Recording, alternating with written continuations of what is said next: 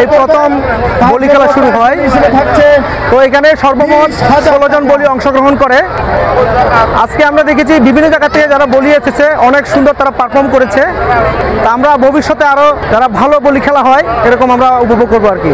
বলি খেলা দেখতে আসছে আমার বড় দিদি মেয়ে আর আমার বান্ধবী সবাই মিলে একসাথে চলে আসছে এখানে। আমি কোনোদিন দেখিনি, আজকে দেখলাম। পরিবারকে নিয়ে বিজয় মেলা দেখতে আসছি। এখানে বলি খেলা হলো, সবাই মিলে একসাথে উপভোগ করলাম। দেখার জন্য প্রথম থেকে দেখে গেলাম, খুব ভালো লাগলো বলি খেলা দেখতে, অনেক ভালো লাগছে, অনেক হয়েছে এবং অনেক মানুষ।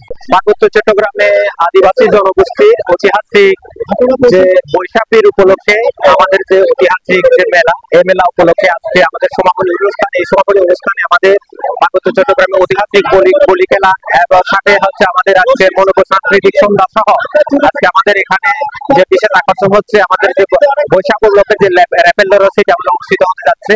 পার্বত্য চট্টগ্রামের যে বৈশাখীটা হচ্ছে একটা আনন্দমুখর একটা সময় পার্বত্য চট্টগ্রামে। এটা আমাদের ঐতিহ্য এবং সংস্কৃতি, আমাদের যে বেঁচে থাকা পার্বত্য চট্টগ্রাম মানুষের যে বেঁচে থাকা সেটা বহন করে।